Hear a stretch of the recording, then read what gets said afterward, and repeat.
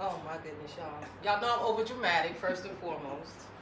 But we got Coach Miss Bluntly Spoken in the building. We not outside, we in the building. She came, she's here, she's in the studio, she's here. Hey girl! Hey girl.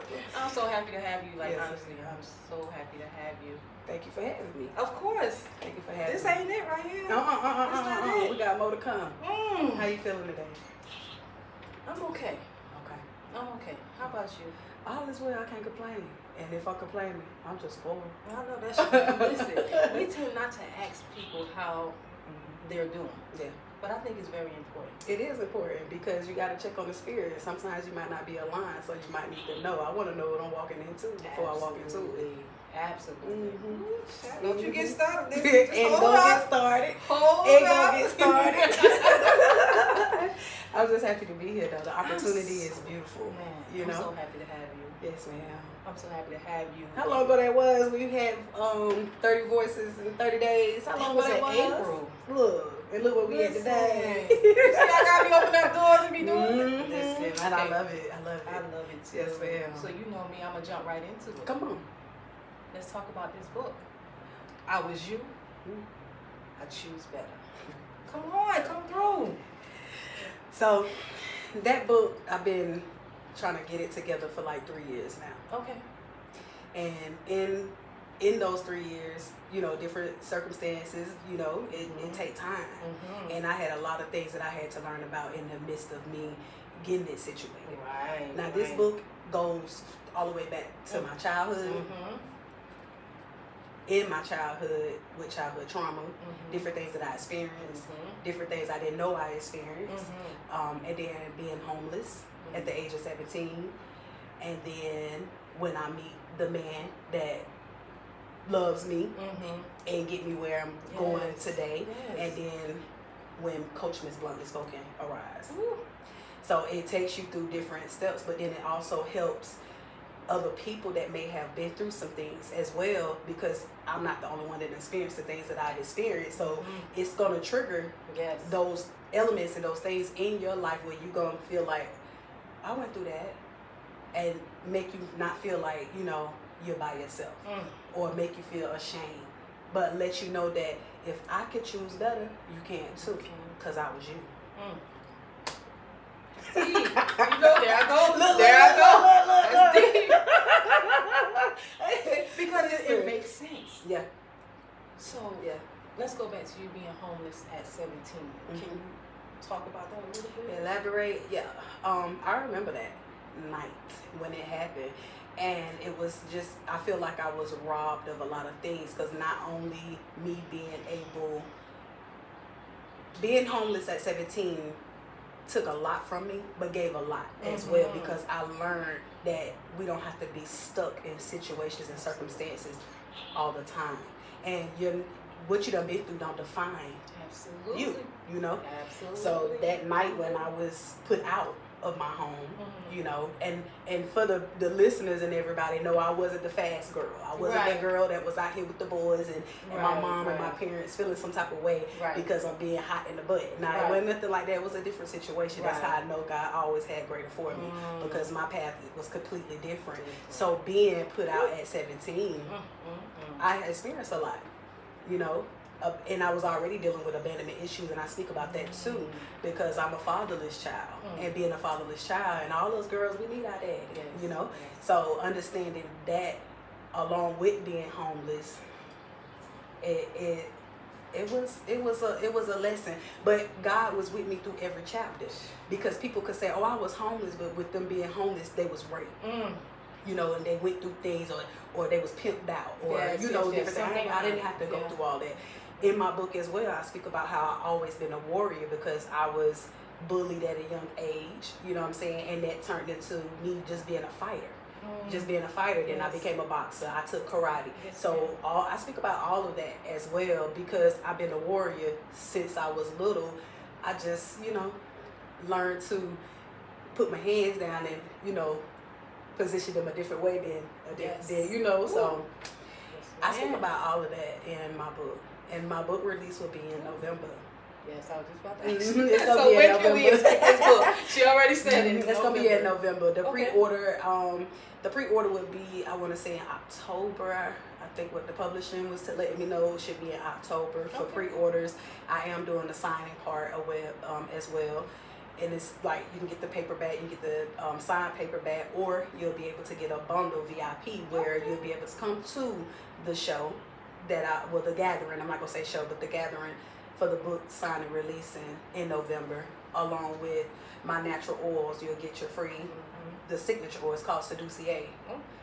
It's called Seducier, so you'll be able to get a 1 ounce of that along with the signed book and be able to come to the gathering as well. So it just depends on which one you want. But that pre-order should be in October, but the release and gathering will be in November. I'm excited. I'm gonna be there. I'm turning up for my 44th chapter. That's what I'm doing around that time. Yes, ma'am. What's the perfect timing for that? It is. It truly is. Yes, so ma'am. in this book, what message do you want readers to get out of this book? That healing is necessary. That no matter what you go through in life, that healing is necessary. Healing, you gotta heal, because you're not gonna be able to elevate. You're not gonna be able to evolve. You may come across anything in life, any kind of circumstance in life, and if you holding on to that baggage, like Erykah Badu say, it get a little heavy. You ain't gonna be able to progress if you don't heal. If you don't face those things. And a lot of people are so traumatized from the things that they've been through, they don't even realize they've been through it. Right.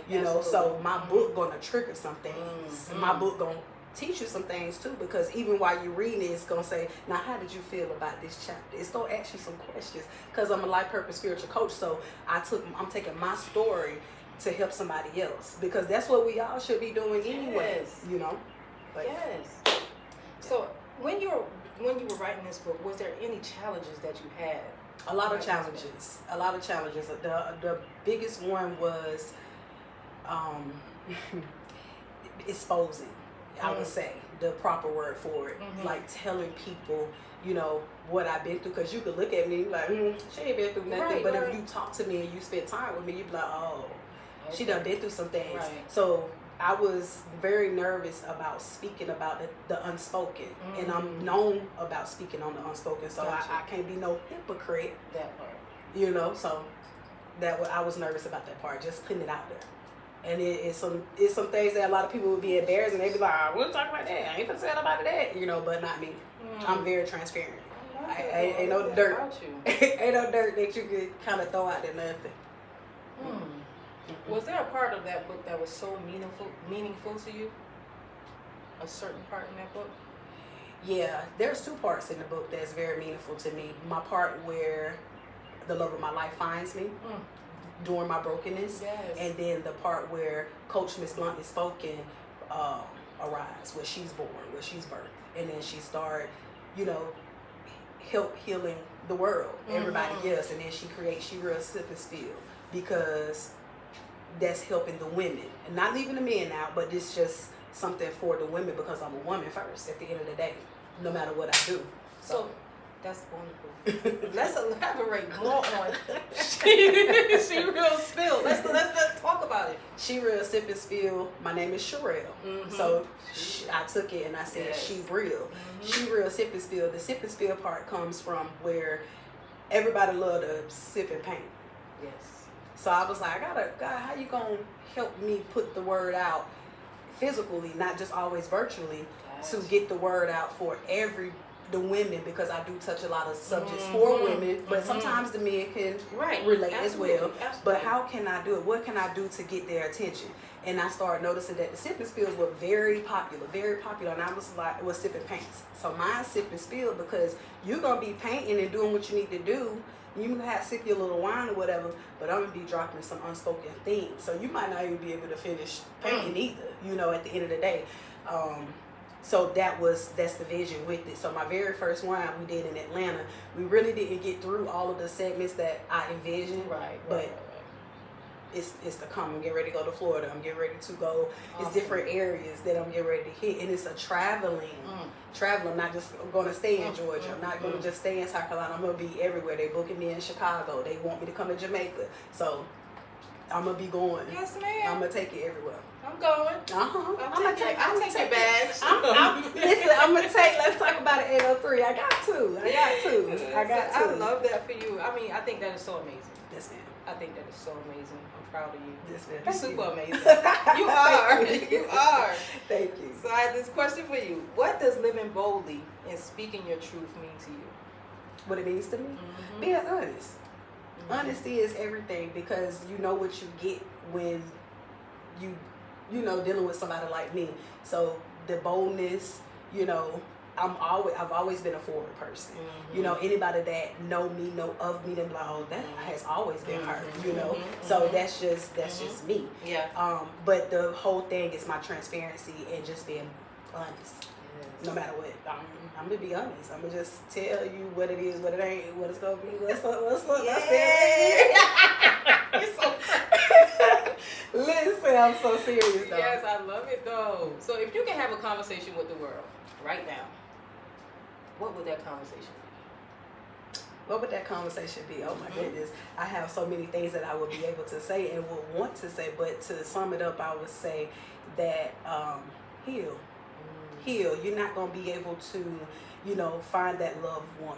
You're not going to be able to forgive. And remember, forgiveness is for yourself, not for that person. Right. It's for you. Because at the end of the day, that's you hindering yourself if you don't heal. You hindering yourself if you don't forgive. Mm-hmm. So I say those aspects and those things is necessary. It's necessary. And then also, if you don't do those things, you're going to have an issue when it comes to parenting, because that goes over into that generation. Right. You know what I'm saying? That those kids dealing with certain things, and then you're wondering why the generation cuckoo for Cocoa Puffs. Right. You know, that's because sometimes our parenting is traumatized. Yes. And we coming from another generation, and it don't be good. It doesn't be good. It don't. Jesus. Let's talk about Mirror Confessions. Listen, when I did Mirror Confessions, I was awakened out my sleep, getting out the bed with my handsome face. And I was like, do you know that song by Babyface, The Cool in You? Yes. And then I had to listen to the lyrics of it, and I was a Babyface fan coming up as a little girl. I used to love his music. Yes. I don't know, I just love his music. Yes. But it was the beat.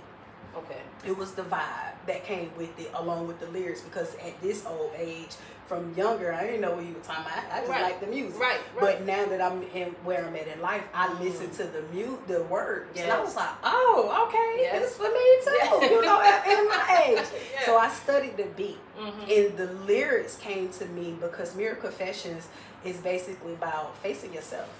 You know what I'm saying? Facing you, you know, because a lot of people don't like to look at what's in that mirror. They don't want to take accountability. They love to point fingers at other people and, you know, things in that nature. But Mirror Confessions just basically speak about healing and how it feels to be healed, how it looks to, you know, just do the work. Yes. Do the work. You know, nobody can do it for you. I may spark your light bulb and bring, you know, awareness to certain things and certain, you know, subjects and things in that nature. But Mirror Confessions is just basically applauding you too for doing the work, but then bringing it to you like, hey, even though you went through this and went through that, do the work. And I did a little bit. It was like a minute and some change. Yeah. And my baby sister and so many people on social media that has heard the song, they're like, that's it? We want some more. And I'm like, huh? First of all, I didn't start writing and making music until I got sick of the copywriting issues on social media. Okay. I say, well, I'm getting paid for whatever I put out there. Right. You get some money too? Let me do my own. So that's how I dropped my first album. Okay. And that's why a lot of that says my slogans. I didn't come here to make no friends, or Coach Miss Bluntly Spoken. That's why the first album says a lot of that in it, because I'm using it for content. So when Mirror Confessions came, that was given to me out my sleep, and then that beat comes from, it's not his because I can't copy his, but the style of it. We're back in the day, the 90s, the 80s, you know what I'm saying? So that's where that came from. Yes. So what makes Mirror Confessions different from previous music you created? Mirror Confessions is a little bit personal for me. Now, the first album I dropped with the 4 songs on it, it was just me having fun. Oh, I could do this. Yes. You know? Yes. And then Mirror Confessions just was personal. It was personal. Like when I hear it, I get chills. When I listen to it, I get emotional. So when I did the extended version go a little further, you know? And then I had to do a remix to it because I heard a remix. I said, and the whole beat changes. But you gotta hear it. The remix drops on tomorrow. And then the extended version drops on the 22nd. But I've been, you know, putting some clips out there so people can hear it. They already like, I'm ready, I'm ready. So, yeah. I love it. What is the message that you will give to people that want to write a book, that want to do music, that need some healing? Do it. They ain't gonna do it because at the end of the day, people gonna talk. They gonna say what they want to say. Like my handsome face tell me all the time. People gonna talk about you. They gonna say what they want to say. They may not, you know, support you. They may not. So what? Do what you need to do. Do what's put on your heart. Do what you're supposed to be doing. Absolutely. And I'm one of those ones that since a little girl, I didn't like to get in trouble. So it's spirit tell me, God, higher power source, the universe tell me, do this, you got to do this.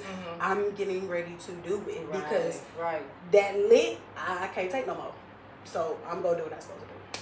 I love you. Thank you. You're welcome. We have so much work to do.